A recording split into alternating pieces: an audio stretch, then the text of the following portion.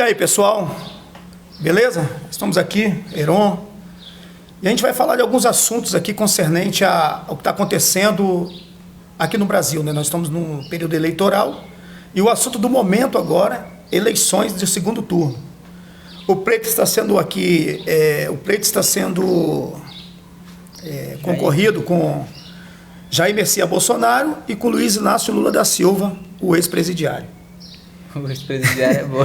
Então, só para você ver a forma que eu falei aqui, você já sabe de que lado eu tô, né? Descondenado. A atualidade diz que é o descondenado. Então, a gente está... Primeiro, você vota Lula ou Bolsonaro? Bolsonaro. Por que você vota em Bolsonaro? Rapaz, é porque ele... Muitos dizem, vários rumores sobre a índole dele, mas o que ele prega são os valores que eu preservo, entendeu? Então, eu não vou votar numa pessoa que é contra, sempre pregou, né? Tá aí nas mídias, é só você pesquisar do passado do PT, desse partido do ex-condenado. Então, Bolsonaro... Mas o que você vê assim? O que você vê? Você está falando de princípios. Princípios. Então, o que você vê de princípios e valores que o Bolsonaro tem que o Lula não tem? O cara preza a família, ele prega que preza a família. Uhum. O cara tem ajudado muito as mulheres, organizado a divisão de terras e colocado em nome de mulheres para não haver uma venda do marido ou de um outro qualquer, mas colocou no nome das mulheres. Ele tem questões políticas, ele é a favor do armamento e eu sou a favor porque é uma defesa, não é, o problema não está na arma, é uma defesa para a sua família, entendeu? O cara, você vê que todo momento nas articulações políticas dele, ele quer somar a bancada do Congresso, ele quer trazer aquelas pessoas que têm a mesma visão, que têm o mesmo princípio dele, que prega a mesma coisa, que luta pela mesma coisa, pelo objetivo do bem geral, do bem comum.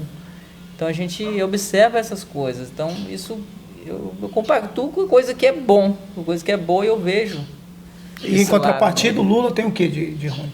Em contrapartida, o Lula... Ele desarmamento... Ele desarma, ele dá poder nas palavras dele ao bandido, né? Aquela pessoa que rouba, ele dá um certo poder, o linguajar dele, a forma dele falar, ele empodera essas pessoas que já está nessa vida, que já faz esse tipo de crime. Ele, de certa forma, o governo dele era desorganizado. Essa questão que eu toquei referente o MST, que é um órgão que era da competência dele, eles iam lá, invadir a terra de qualquer jeito e partir de qualquer jeito, e era aquela bagunça, e aquilo gerava morte, gerava violência, descontentamento, pessoas de bem passavam mal na mão dessas pessoas que invadiam aquelas terras. Hoje você não se vê mais falar a respeito disso, mas acontece de uma forma organizada. Que as pessoas hoje parece que estão tendo a posse da terra, né? Isso. O que está acontecendo hoje, na minha visão, é que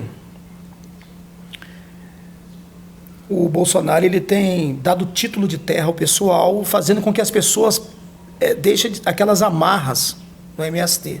Porque o MST, na realidade, é um movimento, não é nenhum partido, não é nada, é um movimento. Nem CNPJ tem. É um movimento, é um aglomerado de pessoas, de uma organização sem CNPJ, sem registro nenhum, não tem registro desde lugar nenhum, né, que invade propriedades privadas. E durante esse período do Bolsonaro não houve nem propriedades privadas invadidas, né? Os que já invadiram, alguns receberam os títulos de terra, é isso? Isso. E perdeu as amarras com o partido político, porque, olha só, eles até davam as terras às pessoas, mas não davam a propriedade de terra, né, para que a pessoa ficasse refém do partido político. Aí toda manifestação, Heron,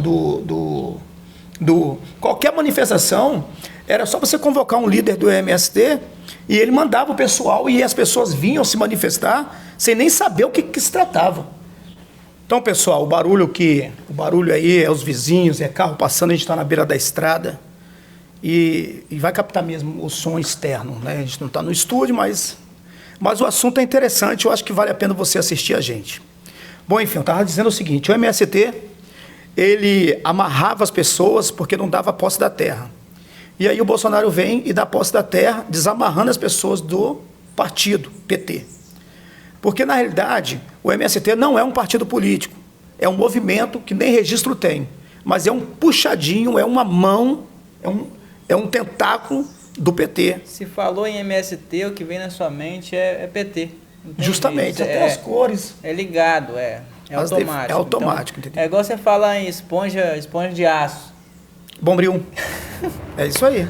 E Bombril é esponja de aço. Bombril é só a marca. É a marca, não é a esponja, né? É um tipo de esponja, né? É legal, isso mesmo. É a associação. Associação daquilo que fala.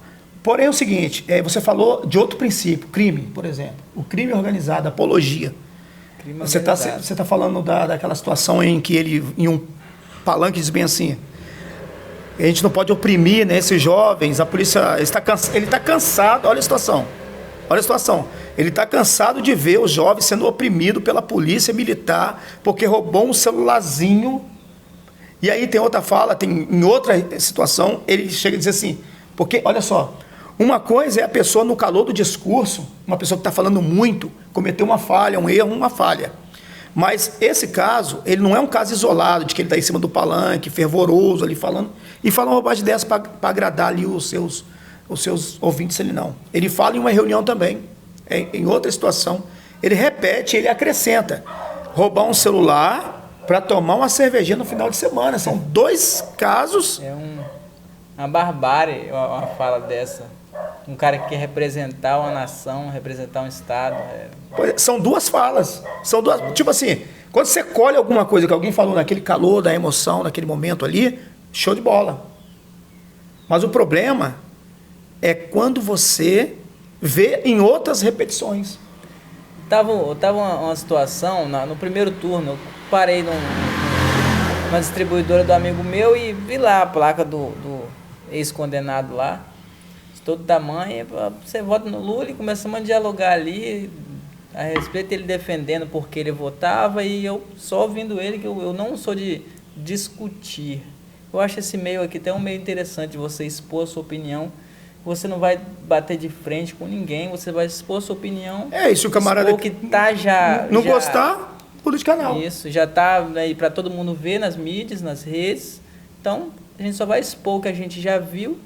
E quem não gostar, se quiser se manifestar embaixo, manifeste. Se for indiferente, amém também, tá bom. Tá ótimo. E não causa conflito diretamente com ninguém. Aí esse cara, falando, ele deixou uma fala que eu tive que pegar ele. Lula roubou, eu tenho clara certeza que o Lula roubou na época, mas ele fez muita coisa pelo pobre, ele fez muita coisa. Legal, interessante. Aí eu falei com ele, eu brinquei com ele, meu amigo, falei o nome dele, não vou citar aqui, você faz o seguinte, me dá um emprego aí na sua loja, você pode me empregar aí? Só que no final da tarde eu vou te ajudar muito aqui, cara, eu vou limpar suas prateleiras aqui, eu vou repor sua bebida, eu vou trabalhar para você umas 8 horas do dia, mas no final do dia eu não quero que você me reviste, não quero que você olhe minha bolsa. Mas eu quero que você saiba que vai ter uns 2 fardinhos de cerveja lá, uns refrigerantes intocados, uns energéticos. E vou sair de fininho, beleza?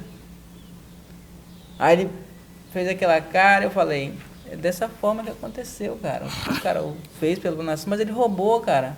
Não justifica eu trabalhar pra você aqui, você me pagar o meu salário e eu, no final do dia eu te furtar, te lesar, cara. Então, pra mim, isso não desce na minha garganta. Não é uma argumentação de uma pessoa justa que quer ver um país ir pra frente. Não é argumento, cara. E você me desculpa, mas eu não voto nele, não. Aí acabamos rindo e brincamos um com o outro. Sabe por quê, Heron? Olha só, eu faço essa pergunta também às pessoas que têm esses argumentos. eu penso assim, vem cá, meu. Porque a maioria dos caras que diz que vai votar no PT, no Lula, eles atacam o Bolsonaro. Você quer conversar com... Não, é que o Bolsonaro é genocida, que o Bolsonaro é fascista, que o Bolsonaro é isso e aquilo. Aí eu pego, deixo ele falar tudo isso, às vezes tento explicar o que é um fascista, o que é um nazista, um nazi, não pode nem falar nazismo aqui. Tento explicar, e no final eu faço a pergunta, cara, faça uma defesa de Lula. Ele é inocente ou não? É porque ele nunca foi, até que se prove, até que ele seja julgado, mas ele já foi julgado. Ele é ou não inocente? Seja assim, homem, e defenda o Lula agora. Ele é inocente ou não? Aí eles começam a gaguejar, porque eles não têm uma defesa, concreta. Aí outra coisa, é porque o Bolsonaro só sabe atacar, agora veja bem, o que está acontecendo no Brasil? 33 milhões de pessoas passando fome, o que é uma narrativa. Essas 33 milhões de pessoas que estão passando fome é as mesmas 30 milhões de crianças que Lula tropeçava quando estava na França, né? Dando lá ele mesmo chega a falar com as próprias bocas dele. Eu falava lá fora que tinha 30 milhões de crianças, até que alguém me chamou a atenção e disse que é impossível. São as mesmas que cresceram agora e estão passando fome. Aí eu falo bem assim, tudo bem, então suponhamos que nós temos esse número de pessoas passando fome. Ok. Qual é o plano de Lula para tirar essa galera da fome? Não tem. Ele mesmo disse em claro, em alto bom som. Suponhamos que nós temos aqui, então, pessoas desempregadas. Qual é o plano dele para empregar essas pessoas? Qual é a fala dele? O que é o... Não, aí teve um colega até nosso, aqui em parte, né, tem até um vídeo meu aí, que está viralizado na internet, e ele recebeu esse vídeo e ficou injuriado. Me mandou ouvir, pô, você pegou minha fala, mas não identifica quem é ele, né? Só quem conhece ele sabe quem é. Então, ele fala assim, não, porque Lula tem um projeto para combater o desmatamento. O camarada vai justificar a fome, que vai acabar com a fome, combatendo o desmatamento. O que tem a ver uma coisa com a outra. Nada a ver. Entendeu? Então, é o Kinder Ovo da história. Nunca se ouve na história um cara querendo ganhar a presidência da República, dizendo que... Agora, veja bem. Quando nós paramos para analisar, e aí eu vou ser meu amigo, eu gostaria que você parasse para analisar, não só essa campanha que Lula está participando, mas em todas as campanhas. Inclusive, eu recomendo para você Brasil Paralelo, onde tem um documentário chamado Teatro das Tesouras. E você vai perceber, cara, que a única vez que a esquerda teve realmente um concorrente foi na eleição de 2018. Nunca tiveram. Então você vai ver, mesmo eles lutando entre eles, a esquerda lutando entre eles, porque... Só quem vai assumir a cabeça. É uma briga de quem vai assumir a cabeça, quem vai assumir... de quem vai assumir a cabeça, justamente. Aí, o Lula, ele vai, em 2002, ele vai para o segundo turno com o José Serra. Mas a campanha do primeiro turno, o Lula, em 2002, na campanha do primeiro turno, Lula navegou à vontade, ele estava no primeiro lugar das pesquisas. Essa história das pesquisas é antigaça, muito antigaça, e está na frente. A quem eles querem que disputa na frente, e eles colocam primeiro, segundo turno, o segundo lugar como, né, o concorrente, a extrema direita, e o terceiro, a terceira via, para brigar com o segundo, para que as pesquisas joguem para cima quem está em primeiro lugar. Isso é uma coisa que... Isso rola em toda a política. Se der tempo aqui, a gente vai conversar a respeito disso. Como que funcionam essas coisas, para as pessoas tentar despertar o molde que funciona a política hoje, para ver se elas tentam pesquisar a respeito, tentam ter esse despertamento. Eu acho que seria interessante se falar. Aí no segundo turno, Serra e Lula. E aí você vai acompanhar os debates, aí agora, depois que passou e tal, que naquele momento você não consegue ver, você vai acompanhar os debates, eles são tudo do mesmo lado. E na realidade, aí o que vai acontecer? O José Serra vai entregar a política na mão do Lula.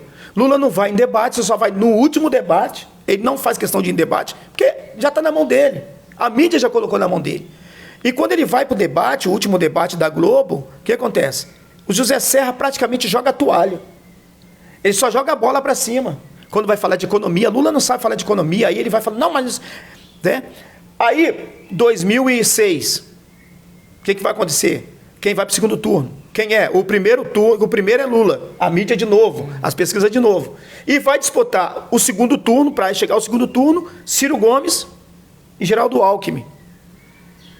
Então, enquanto o Ciro Gomes, Geraldo Alckmin e os outros que estão ali estão se gladiando, a mídia só jogando Lula para cima, só jogando Lula para cima. Aí o que vai acontecer?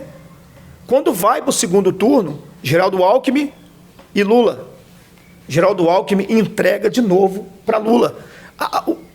A reportagem fala claramente, ele não foi muito incisivo, não tocou em assuntos que poderia comprometer o primeiro governo, não falou de corrupção, porque o governo tinha um petrolão e o governo estava impregnado de corrupção, já estava impregnado de corrupção no primeiro mandato de Lula. Geraldo Alckmin não toca nesses assuntos, nessas feridas. Por quê? Porque estão do mesmo lado. E a prova, aí tinha um cara que teve que ir embora do país, que é o professor Olavo de Carvalho, foi até embora, porque ele falava que nunca houve direita e nem centro-direita no Brasil. É centro-esquerda e esquerda no Brasil. Entendeu? Então, ele que cria esse negócio do Teatro das Tesouras, o Olavo de Carvalho, e ele vai embora. E todo mundo zombou de Olavo de Carvalho quando ele disse do Teatro das Tesouras. Que, na realidade, eles estão tudo no mesmo tabuleiro, no mesmo lado, no mesmo jogo. E sabe o que acontece? Hoje, em 2018, 2022, nós estamos vendo isso acontecer. Olha lá. Nasceu-se uma direita de verdade. Nasceu uma direita em 2018, de verdade, e agora aqueles que são inimigos estão unidos, que nunca foram inimigos, mostrando que Olavo de Carvalho, finado Olavo de Carvalho, tinha razão. O Teatro das Tesouras sempre existiu. A questão, esse Teatro das Tesouras acontece em todas as áreas da política. O que você mais vê em época de política, tem até uns vídeos mostrando o cara ali comendo pastelzinho de feira ali, você nunca vê a cara dos cidadãos. E como que esses caras se mantêm? Estou falando em política de estados, municípios. Como que esses caras se mantêm no poder, cara? É um jogo de estratégia muito... É um jogo de aliança, é um jogo... Muito ferrenho, de aliança, de fechamento de partido, de montagem de partido. Eles mesmos montam o partido ali e jogam um cara forte no partido que atrai voto. Esse cara tem muito voto e acaba levando 2, 3 junto com ele. É o que aconteceu aqui com o nosso... um deputado estadual que ganhou aqui no estado, Meneghelli, né? O cara levou uns 2, 3 candidatos junto com ele. Há alguém que diz que dos 513 deputados que existem na Câmara Legislativa, lá de Brasília, federais, 25 deputados foram eleitos direto pelo voto do povo. O resto foi tudo por legenda. Tem pessoas lá que não ganharam voto do povo, mas estão lá pela legenda. Por exemplo, o deputado Tiririca fez muitos deputados que foram mal votados, né? Os votos deles sobraram, né? Por isso que os partidos lutam por essas celebridades famosas. E, infelizmente, esses camaradas se vendem ao partido. Aqui mesmo nós temos aqui no Espírito Santo nós temos um deputado aqui, um jornalista falastrão, falador, um blá blá blá. Fala, né? Muito. Tal de Amaro Neto aí da televisão, pegou esse embalo de que eu tô aqui para defender, falando de bandido, falando da criminalidade. O povo achou que ele era alguma coisa, né? E tem aquele negócio do fã, tem aquele cara que não é politizado, olha o cara na televisão, esse cara vai fazer alguma coisa para mim. Esse cara, na primeira eleição dele, elegeu um monte de gente. Ele ganhou voto, um monte de gente foi eleito na aba dele. Entendeu? Então, essa política, essa velha política, ela foi construída para que isso aconteça dessa maneira. E políticos, esses homens que têm esse poder de persuasão, esse poder de televisão, então eu nunca se viu na história tantos jornalistas candidatos à eleição. Nada contra os caras, mas contra pessoas o sistema. Da mídia, né? Pessoas da mídia, artistas. Mas contra o sistema político que tipo assim, já deu nojo já, entendeu? Essa coisa é tão séria, meu amigo, que, por exemplo, teve aquele Big Brother que ganhou, tal do Jean Willis. Olha a miséria que esse camarada é. Porque a pessoa confunde o artista e o político. Confunde o cara lá que é famoso e o político. Nem sempre o famoso tem a ideologia. Porque as pessoas ainda, mesmo nessa modernidade que nós vivemos, as pessoas ainda elas não conseguem, muitas das vezes, desmembrar o personagem do ator. O personagem do ator. Então ela acha que, né, é coisa... Manipulação total, né? Manipulação total da mente. Pelo cara ser um cara querido, um cara com fama, o cara faz e acontece lá, acaba caindo na graça do povo, mas não é isso que a gente quer. O que você acha do fundão eleitoral? Fundão eleitoral é aquele sistema que o dinheiro que arrecada verba para manutenção das eleições, né? Não, o fundão eleitoral é um dinheiro que é aprovado em Congresso, foi aprovado em Congresso, para que fosse feito investimento nos candidatos, né, nas campanhas políticas. Porque, querendo ou não, campanhas políticas são muito caras, né, que são banners, papel impresso, programa de televisão, aquela coisa toda, e tudo hoje tem que ser pago. Então, esse dinheiro é uma verba destinada para os partidos políticos, para fazer as campanhas dos candidatos. O que você acha dessa verba? Mas antes de você falar, deixa eu te falar como que era. Como é que era feita a política? Por exemplo, a política era dominada pelas pessoas que tinham posses, né? Posses. E também era financiada por pessoas que tinham interesse naquele candidato. Por exemplo, eu quero me lançar deputado estadual. Sem o fundão eleitoral, eu vou ter que ter um patrocínio. Agora, veja bem, quando alguém me patrocinar, por que você acha que alguém vai estar me patrocinando? Por que você acha que alguém vai estar me dando dinheiro para fazer eleição? Confiando que você vai retornar esse dinheiro de alguma forma para ele. Justamente. Ou, no mínimo, eu vou ser subordinado a esse dinheiro. Porque é um favor que ele me fez. Ele pode amanhã colocar o dedo na minha cara e falar, você está aí porque eu te financei. Isso. Você está aí porque eu te coloquei aí. E detalhe, caso eu me revolte com você financiando a minha campanha, o que pode acontecer? De uma forma ou de outra, ele boicotar você. Me boicotar. Amanhã financiar com mais força a outra pessoa. Entendeu? Então o fundão eleitoral foi criado para essa finalidade, para tirar da mão do empresário, daqueles que querem financiar o candidato a despeito de depois ir lá e... De certa forma, é bom. Vai. De certa forma é bom, tem um lado positivo. Mas de certa forma tem um lado negativo, porque aquele que tem a má índole, ele vai comer o do fundão e vai comer o do empresário. Porém, o do empresário hoje é crime. Hoje é crime. Mas acontece? Acontece hoje? Hoje não pode acontecer. Não pode, mas acontece? Não sei, eu sei que se acontece, acontece errado, né? O cara que financia isso aí já acontece errado, mas errado, acontece. Que é onde eles caem aí, a esquerda caiu muito sobre o Caixa 2, o tal Caixa 2, né? Não pode se fazer mais o Caixa 2. Entendeu? Esse é o fundão eleitoral. O que você acha desse fundão dessa maneira? Tem lado positivo. Se acontecer de acordo que for ditado, de ser proibido, de ter um limite ali e o cara ter a obrigação de comprovar o que foi gasto, igual se escreve tem que ser, né? Hoje se escreve, mas a gente sabe que não é. Então, se o cara comprovar, ele ter um meio de comprovação de o que ele gastou, de ser tudo feito... Então, tem que ser transparente. Muito transparente. A coisa tem que ser transparente. Eu sou a favor. Por exemplo...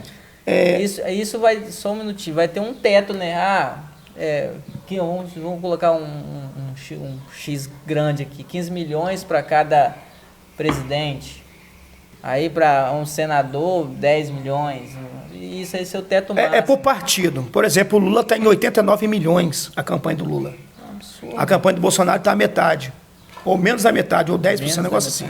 Entendeu? Eu sei que é muita grana que rola aí, mas olhando por esse lado, se essa lei funcionasse mesmo, né, se ela fosse colocada, e que não é, porque esse dinheiro é destinado ao partido, e o partido acaba tendo aquele candidato também na mão. Sim. Não é para o cara ali, o deputado em si, mas sim o partido. E aí o que acontece? O partido acaba também fazendo a refém aquele candidato. Heron, eu vou investir no seu negócio, vou investir na sua campanha. Sim. Nós, partido, vou investir na sua campanha. Porém, tem que ter aquele jogo, né? Tem que ter aquele jogo de troca, né? De troca. O jogo de troca é essa velha política. Vamos trazer a velha política novamente. Já foi pior, né? Você faz pra mim, que eu fico te devendo, depois eu faço pra você e fica ali... Essa breganha. Se divide nessa breganha aí. Justamente, essa troca de favores. A política a qual nós conhecemos aqui é a troca de favores. Não é a discussão para chegar a um ponto.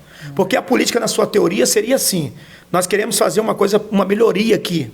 Então, nós vamos nos organizar e vamos discutir como a gente vai trabalhar essa melhoria, desenvolver essa ideia. Você tem o seu ponto de vista, eu tenho o meu ponto de vista. Mas, unindo nossos pontos de vista, nós vamos fazer da melhor forma possível aquela melhoria naquela situação. No entanto, hoje a política, na sua essência corrupta e doente, é assim: nós temos uma melhoria para fazer aqui. E nós vamos chegar em um acordo de o que essa melhoria vai causar para nós. Qual benefício nós vamos ganhar em cima dessa melhoria. Então essa é a política, a velha política e a corrupta política, né? Assim, em cima de uma melhoria, você faz a sua cara para um próximo episódio. Justamente. Isso é a melhoria. O que você mais vê vou usar uma expressão aqui, é os urubus, né? Você tá vendo uma melhoria ali, os urubus vai lá, tira foto, e o pai foi fulano, o pai foi cicrano, o pai foi Bertani, e todo mundo é o pai daquilo que está sendo feito, mas quem está fazendo mesmo somos nós. Ei, me faz a pergunta sobre o orçamento secreto. E você, o que você acha a respeito desse orçamento secreto que está sendo aprovado aí? O que você me diz? Olha só, o orçamento secreto, na realidade, é um apelido que deram a uma lei que chama emendas de relatores. E existem outras emendas, né? É um apelido que a esquerda deu a uma lei e tentaram estão atribuindo esse orçamento ao presidente da República. É uma forma de... É o que a esquerda ama fazer, que é destruir reputações, né? Na realidade, chama-se orçamento do relator. E isso não é uma medida, é uma PEC, é uma lei. E de secreto, essa lei não tem nada. Essa lei está no portal da transparência, e ela não é secreta. Todo mundo sabe. Agora, veja bem, em todos os lugares, há pessoas mau caráter. Sim. Então, esse negócio do camarada ir lá e pegar a parte do seu orçamento de relator, o seu orçamento para investimento, e falar assim: eu vou arrancar dente aqui, eu vou investir aqui, e não investir e pegar nota fria, isso já não está na orçada mais do executivo. Isso está no mau caráter do cara que foi eleito pelo povo, né? Se você ficar batendo, sai ali. Aí, o que acontece? Então, a esquerda, como essa queima de reputação, usa esse chavão para enganar o eleitor, dizendo que esse é o maior processo de corrupção. Porém, é o seguinte: não está no Poder Executivo. O Congresso mandou para o presidente sancionar o orçamento secreto, não sancionou. Só que tem um detalhe, me parece, não tenho certeza, mas quando ele volta com outro valor. Cada vez que ele vai lá e não assina, que volta. E é derrubado o veto, porque não é o executivo não governa o país sozinho, não é uma ditadura. Né? É um conjunto dos três poderes que governam. Então, o veto do presidente foi derrubado no Congresso. E ele depois falou: vai ficar esse negócio de derrubo, foi lá e assinou. Antes que esse negócio não chegue a 10 milhões. Bilhões, não sei. O que acontece? Eu vi um camarada, um ignorante, porque tem gente que acha que conhece política, mas é ignorante, dizer assim: era só o presidente não pagar. Talvez você já viu falar isso aí. Só que se o presidente não paga uma lei, ele entra num processo de impeachment. Por quê? Porque ele está prevaricando a sua função, a sua atribuição, que é executar o que o Congresso decidiu. Então, se ele não paga, primeiro, ele está entrando na lei de responsabilidade fiscal. Perfeito? Por isso que ele tem que executar. Então, ele tem que pagar. Então, aí o que eles fazem? Eles usam... Agora, veja bem, a coisa mais chocante é que tivemos duas candidatas aí, que são eleitas senadoras, né? A Soraya e a Tebet. E elas meteram o pau no orçamento secreto, também meteram o pau no Lula. E estão usando... Beneficiadas. Né? Estão sendo beneficiadas dentro desse orçamento. E sabe o que me mata de raiva nessa política? Essa política bandida? É que os mesmos que você vê criticando uma posição de um certo político, no final eles vão passar por esse lado. Rapaz, não era para fazer a pergunta: vem cá, você deixou de acreditar que esse cara é ladrão, ou você agora se associou na quadrilha dele. Ou ele continua sendo ladrão e você agora é aquela velha tesoura. A gente vai sempre cair no teatro das tesouras. Teatro das tesouras. Não tem como fugir, não. Você roda no mesmo lugar. É a velha política. Velha política. Você sempre roda e cai na velha política. Não troca de favor. Desde o princípio. Não, esse mesmo... Esse teatro é o mesmo teatro. É o teatro que abusa da inteligência dos eleitores. Cara, isso é um abuso da sua inteligência. Verdade, eu costumo dizer o seguinte, é um abuso que atinge as pessoas que não querem entender também. Que tem uma camada na sociedade que, infelizmente, não se preocupa com isso. Eu acho que deveria se preocupar. É uma questão que de uma forma ou de outra, vai afetar ele. Tem umas pessoas que eu converso que não voto nem em Bolsonaro nem em Lula. Independente, se você não vota em um e não vota no outro, você está escolhendo um lado. Você está de um lado. Você está de um lado. O lado. Então é melhor você escolher um lado do que ficar inerte e deixar o lado te escolher. Isso já aconteceu. Isso aconteceu num país aí, eu não estou me lembrando aonde, mas que o pessoal não foram votar e o cara, tipo um Felipe Neto da vida, ganhou e o país entrou numa decadência terrível. É um problema. Você pode estar dando poder a alguém, porque, tipo assim, quem não gosta de política vai ser governado por maus políticos. Isso aí. Porque não quer informação, não quer saber, eu lavo minhas mãos, é um Pilatos, né? É um Pilatos que lava minha mão.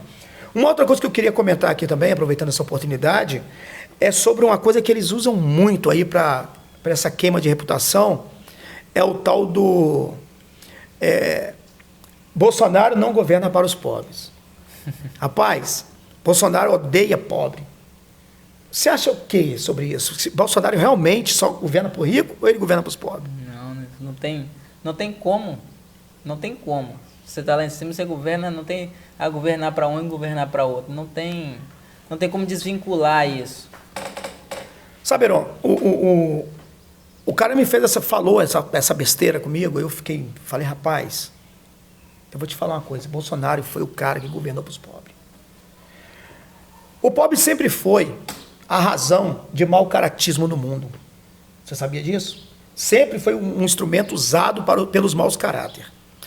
Para você ter ideia, uma vez uma mulher, Jesus estava numa mesa, você sabe disso, Jesus estava numa mesa, e uma mulher entrou com um vidro de alabastro, que era equivalente a 1 ano de salário de um trabalhador braçal. Mais ou menos de uns 16 mil reais, já que o salário mínimo está em 1.200 reais. Ok? E quando essa mulher quebra esse vidro de alabastro e começa a lavar, assim, perfumar os pés de Jesus Cristo, teve um discípulo de Jesus que diz bem assim, que desperdício. Poderia ter pegado esse vidro, vendido esse vidro e dado aos pobres. E João chega a dizer assim, que ele disse isso porque ele roubava o dinheiro que entrava na bolsa da tesouraria. Ou seja, em nome dos pobres, desde Judas é que vem roubando os bons. Rouba, né? Se rouba. Se esse dinheiro tivesse aqui, né? Vamos colocar. Se esse dinheiro todo tivesse aqui na bolsa aqui. Agora, aí você vê. E em nome dos pobres, ele diz bem assim, mas Bolsonaro... Vamos lá. Nos estados mais pobres, e que as pessoas têm menos estudo, foi onde Lula foi mais eleito. E esses estados são os que toda a vida foram governados pelo PT. Isso significa que o PT nunca se preocupou em ajudar o pobre a sair da pobreza. Porque para eles, a pobreza é um cabresto. Sim. É um cabresto de voto. Você mudar um país é difícil, mas igual um estado, que é um estado ou outro, ali você consegue, como um governador de um país, fazer algo, uma referência a essa água que chegou até o Nordeste. Ficou durante 18 anos no poder deles. Até um meme sobre a água, né?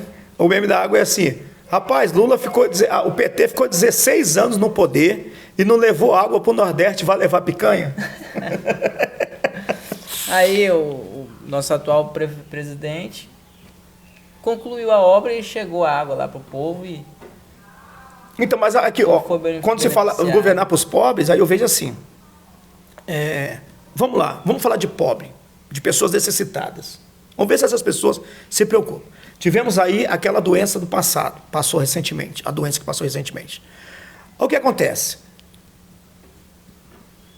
Houve o maior projeto de salva-vidas em relação à fome. Porque o único presidente do mundo que disse, olha, a fome também mata, foi o Bolsonaro. Verdade. E toda a esquerda, toda a área artística dizia o quê? Vai para casa, fica em casa.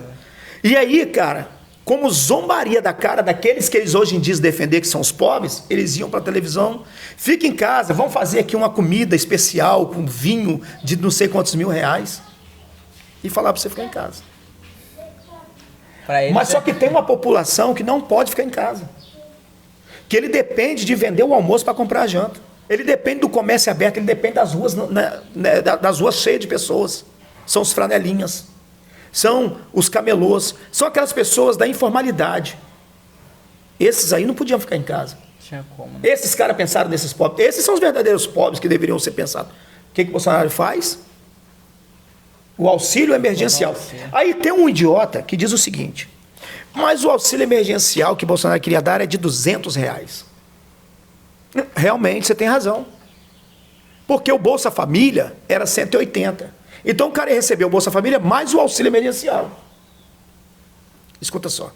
Aí tinha um cara na Câmara dos Deputados, Rodrigo Maia, que era um sabotador do governo. Ele achou que não ia conseguir. Por que Paulo Guedes pede para passar R$ 200? Porque esses mesmos que diz para você que o auxílio que foi programado pelo governador, pelo presidente, de R$ 200, no diz também que antes de Temer sair do poder, ele assinou uma lei chamada Lei do Teto de Gasto. Uhum. Então, foi feito um cálculo naquele alvoroço todo, em que eles podiam dar R$ 200 sem estourar o teto de gasto. Durante 20 anos, se eu não me engano, essa lei foi sancionada. Durante 20 anos, sem estourar o teto de gasto. Mas quando o Paulo Guedes manda para o Congresso e o Rodrigo Maia tentando sabotar, porque ele não queria, ele falou, vamos dar 400. Isso foi uma ironia do Congresso, pelo Rodrigo, que era o presidente da Câmara. Paulo Guedes, então, entendeu o seguinte, você quer dar 400? Não, já que nós podemos quebrar o teto de gasto, então damos logo 600, botou mais 200 em cima. Aí, para eles não mostrar para a sociedade que eles estavam com demagogia em um tempo tão difícil, é que o Congresso, então, aprovou.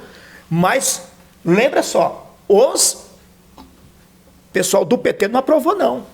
Porque para aprovar esse dinheiro do auxílio emergencial, tinha que aprovar uma outra coisa. Voltando para a tesoura de novo. A troca de favor, a velha política. Tinha que aprovar outra coisa. Sabe o que era? Era aquela questão dos precatórios. Né? Aí, o que a esquerda quis dizer? Que Bolsonaro queria dar o calote nas pessoas. Sempre naquela narrativa. Sabe por quê? Eu entendo o seguinte, a esquerda em qualquer lugar do mundo, se ela não estiver no poder, ela não deixa quem está governar. Não deixa não. Então aí foi que chegou os R$ 600, que foi o maior projeto. Mas aí esse candidato, que as pessoas dizem que não gosta das mulheres, olha o que ele faz. Ele dá ao pai R$ 600 e à mulher, mãe solteira, 1.200. E eu conheço casos de pessoas que receberam 1.800, porque a mulher e o homem eram pai e mãe que moravam na mesma casa e não eram casados. E essa galera recebeu 1.200. Eu espero ainda que o nosso presidente, sendo eleito agora, reeleito, ele ponha a Polícia Federal em cima dessa gente, porque eu também conheço um monte de gente que não precisava do dinheiro e pegou esse dinheiro. Não precisava e pegou. Né? Mau caráter. Fala de corrupção, mas são corruptos nas suas bases. E aí o que acontece? R$ 1.200. Durante quantos meses? 6 meses?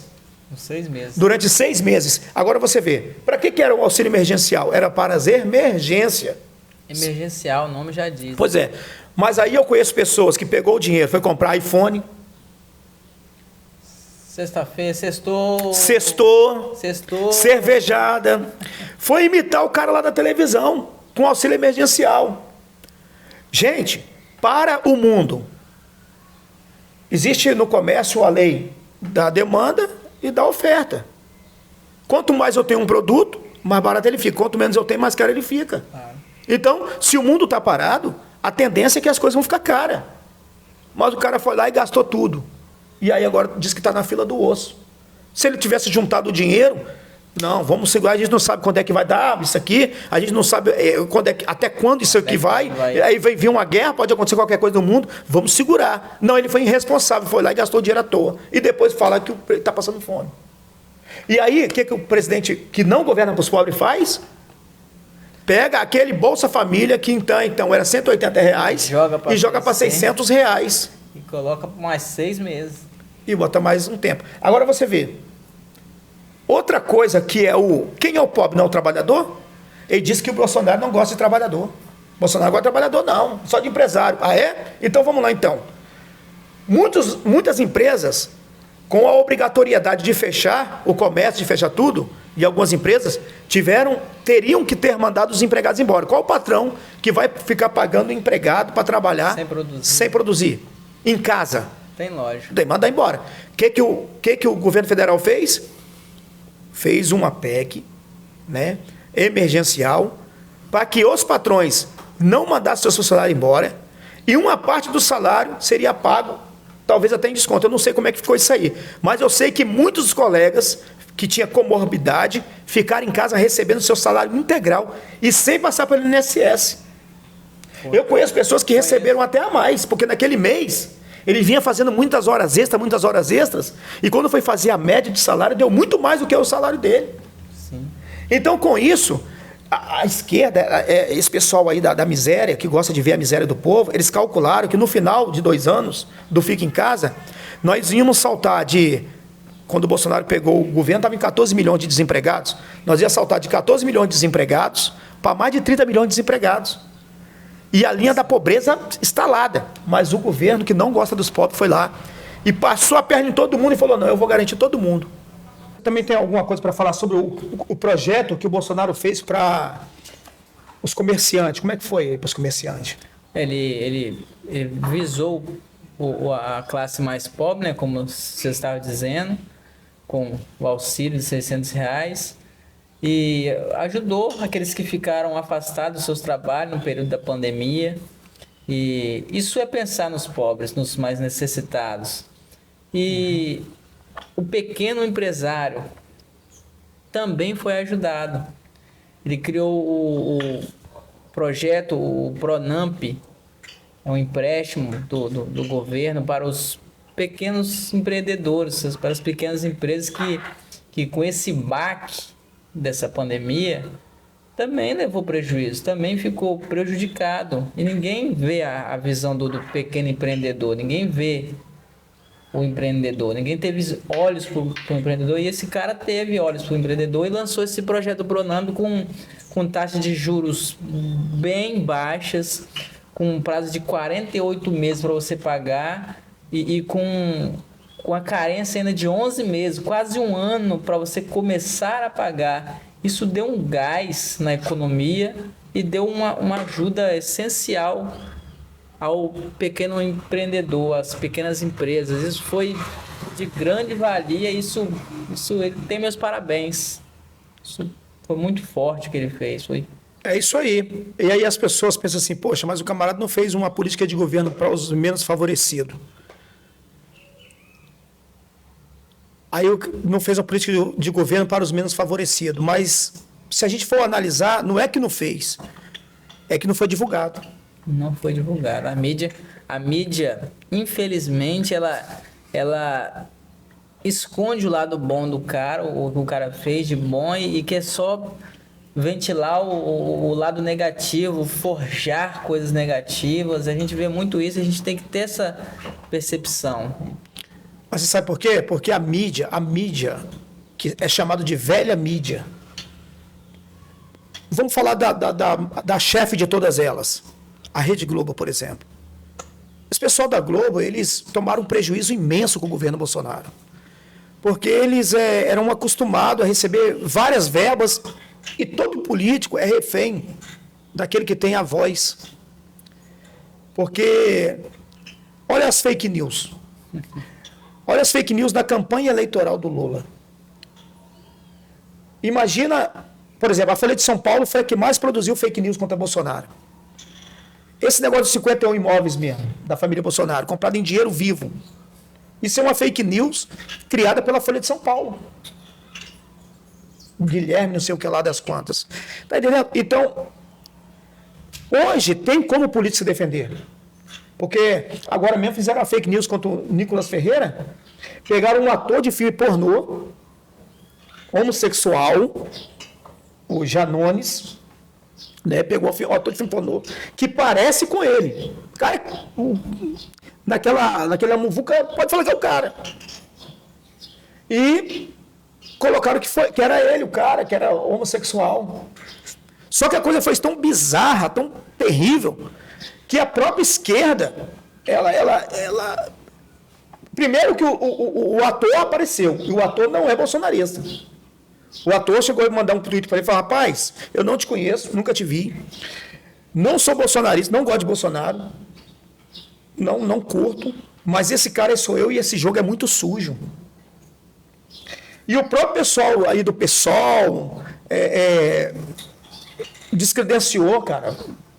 Foi lá até o Nicolas e falou: cara, isso aí pegou pesado. Até porque a baixaria é tamanha a baixaria, que não é eles que defendem o homossexual. O Nicolas, peraí então, se o Nicolas fosse homossexual, ele seria o quê? Opção sexual dele, né? Ué, não é vocês que, não é eles que defendem? Você vê como é que é a baixaria, o jogo é sujo.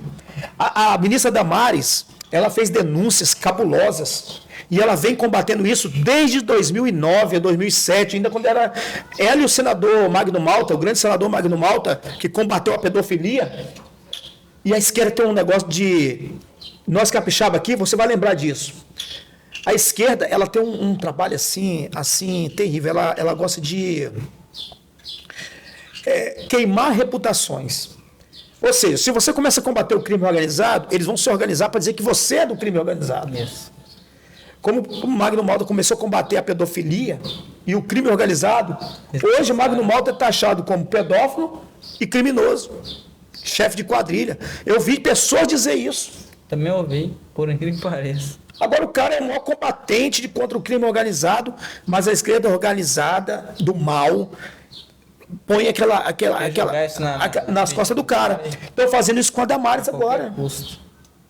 Ó, eu vi uma fake news hoje, e aí até repreendi o cara que me mandou. Damares é a fundadora da ONG que sequestra criança. É a mulher que mais combateu a violência infantil, e ela era assessora do Magno Malta, ela trabalhou diretamente na CPI da pedofilia. Ela, quando fala, ela fala com propriedade de uma coisa que ela viveu. Ela está nesse negócio desde 2007. É muito tempo. Ou de 97, um negócio assim, é muito tempo trabalhando contra essa... E aí, olha só, eles querem manipular a informação, Heron, mas esse negócio de menores, de pedofilia, isso é uma coisa, é um cartel, é um negócio tão perigoso, porque tem muita gente grande envolvida nisso. Agora mesmo caiu um ator famoso da Rede Globo com um monte de imagens de crianças. Bizarro, isso é bizarro. Quando você tem a ideia de que o cara tem coragem de estuprar uma criança, já é bizarro. E aí você vê atores... Manter essas imagens, né? Também é crime. Manter essas imagens... E quero ressaltar aqui, dar os parabéns à Polícia Federal, que está batendo firme em cima disso. A gente tem visto aí esse trabalho em cima dessas questões aí. Parabéns. Então a esquerda, o que ela faz? Ela queima a reputação, ela destrói a reputação, porque ela quer chegar ao poder pelo poder. O cara me mandou uma fake news como essa, eu falei assim: meu amigo, olha o seguinte, tudo bem que você gosta do Lula, você se posicionou do lado dele, ok, é um direito seu, como, né? Mas eu acho que você está entrando no propósito satânico, cara. Não pelo fato de você estar apoiando o Lula, mas porque você está sendo manipulado e está sendo usado por um gabinete do ódio, que sempre disseram que era o gabinete de Bolsonaro, o gabinete do ódio, que nunca existiu, mas nós sabemos que tem um gabinete do ódio da esquerda. E aí eu falei: cara, isso que você está sendo um enviado, você está sendo um camarada usado por eles para distribuir essas fake news, cara. Você está vendo que isso aí é uma montagem. Ele mandou uma montagem lá do Bolsonaro que... Ele mandou uma montagem do Bolsonaro que o Bolsonaro, ele roubou em caixinhas de sapato. Ele pega uma fala de Bolsonaro numa live dizendo como que era feito o tráfico de dinheiro, botava nas caixinhas de sapato.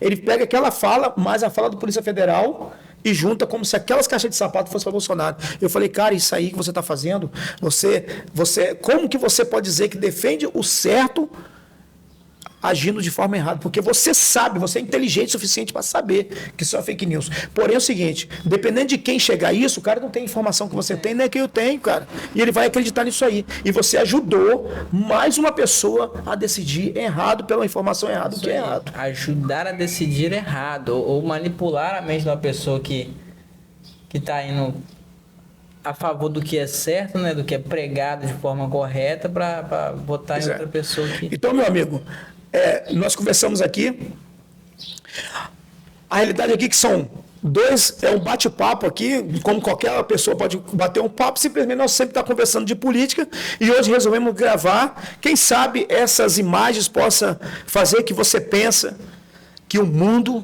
ele promove essas coisas, né, e que a gente nem sempre tem que ver a primeira informação. Eu sempre falo pro pessoal, quando você receber um vídeo, vai atrás do inteiro, vai atrás porque tem um inteiro.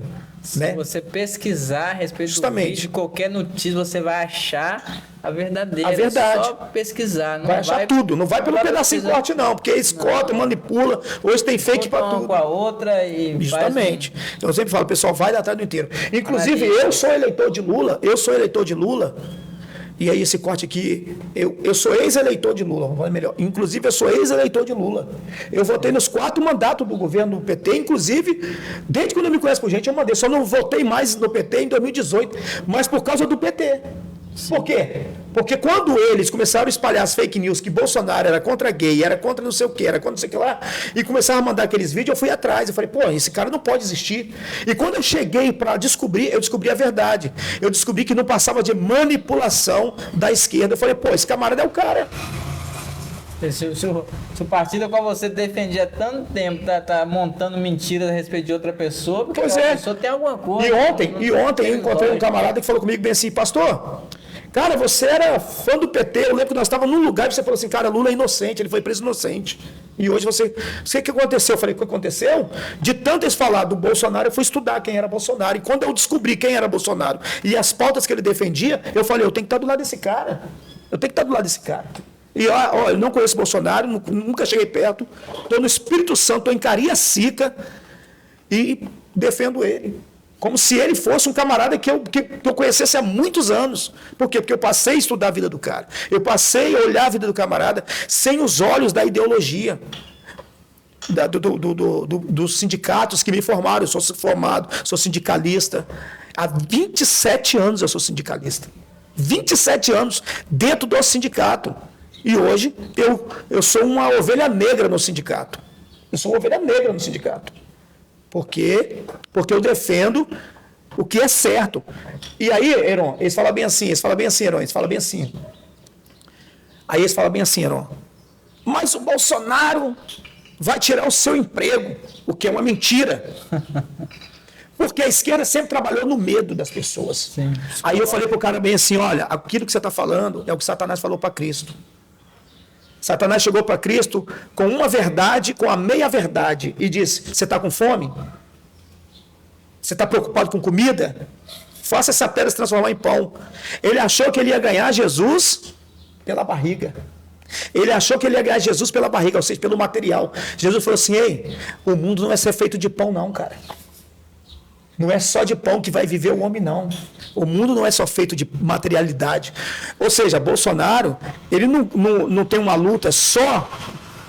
A luta de Bolsonaro não é só numa guerra política, é a guerra espiritual. Por isso que Jesus falou, nem só de pão vive o homem, mas de toda a palavra que sai da boca de Deus. Há algo a mais que isso aqui. Uhum. Então eu dei a resposta a essas pessoas. A minha resposta para essas pessoas é o seguinte, eu não estou preocupado com emprego, porque eu tenho 2 braços, tenho saúde, e sem Deus, muito é pouco, é nada. E com Deus o pouco é muito. E eu não acredito que isso vai acabar. Trabalho vai ter. Entendeu? Então eu não estou preocupado com isso. Eu digo para essas pessoas, nem só de pão vive o homem.